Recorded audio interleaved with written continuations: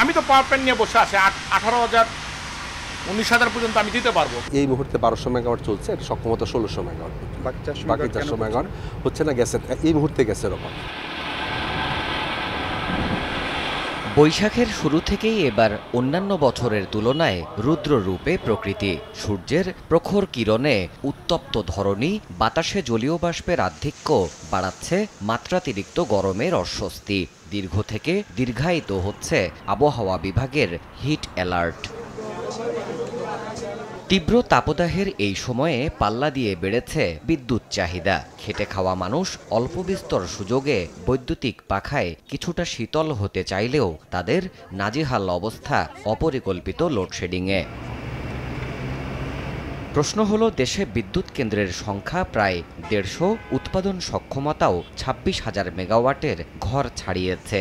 তবু কেন লোডশেডিংয়ের ভোগান্তি? এর উত্তর কিছুটা পাওয়া গেল দেশের প্রথম পাওয়ার হাব হিসেবে স্বীকৃত আশুগঞ্জের এই কেন্দ্রগুলোতে। এখানে ছোট বড় মিলিয়ে সরকারি বিদ্যুৎ উৎপাদনের ইউনিট 6টি, কিন্তু সবগুলো চলছে না পর্যাপ্ত গ্যাসের অভাবে।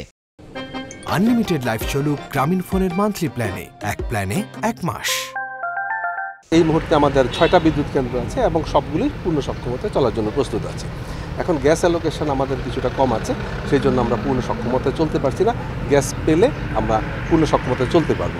যেই পরিমাণ গ্যাস এই মুহূর্তে অ্যালোকেশন হচ্ছে, তাতে আমরা আরও 200 মেগাওয়াটের মতো চাইলে দিতে পারি যে কোনো মুহূর্তেই, কিন্তু গ্যাস না পাওয়াতে সেটা পারছে না। এই মুহূর্তে 1200 মেগাওয়াট চলছে, এর সক্ষমতা 1600 মেগাওয়াট, বাকি 400 মেগাওয়াট হচ্ছে না গ্যাসের, এই মুহূর্তে গ্যাসের অভাব।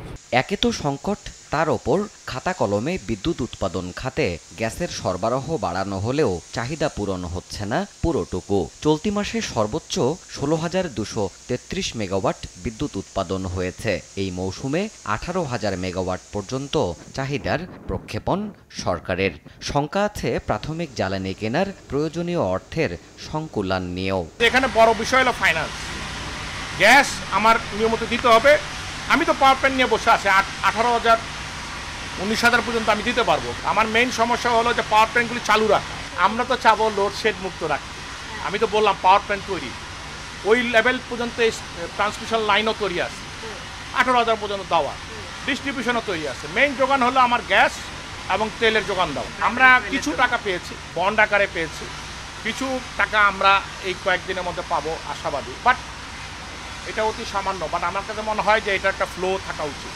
সর্বোচ্চ চাহিদার এই সময়ে বিদ্যুৎ উৎপাদনে প্রতিদিন গ্যাসের চাহিদা কম বেশি 230 কোটি ঘনফুট হলেও সরবরাহ বাড়ানোর সিদ্ধান্তের পরও 135 কোটি ঘনফুটের বেশি গ্যাস পাচ্ছে না পাওয়ার প্ল্যান্টগুলো। ফলে সঞ্চালন এবং উৎপাদন মিলিয়ে অন্তত 1.5 থেকে 2,000 মেগাওয়াট বিদ্যুতের লোডশেডিং নিয়েই পার হচ্ছে দিন। প্রান্তিক পর্যায়ে বিদ্যুৎ শতভাগ ঘোষণা করা হলেও শুধুমাত্র প্রাথমিক জ্বালানির অভাবেই এই আশুগঞ্জের পাওয়ার হাবের সবগুলো ইউনিট চালানো সম্ভব হচ্ছে না পূর্ণোদ্যমে। এমন সংকটগুলোর সমাধান না হলে শতভাগ বিদ্যুতের সুফল মানুষের ঘরে ঘরে পৌঁছানো দুষ্কর হবে বলছেন সংশ্লিষ্ট প্রকৌশলীরা। দেবাশিস রায়, সময় সংবাদ, আশুগঞ্জ পাওয়ার স্টেশন, ব্রাহ্মণবাড়িয়া।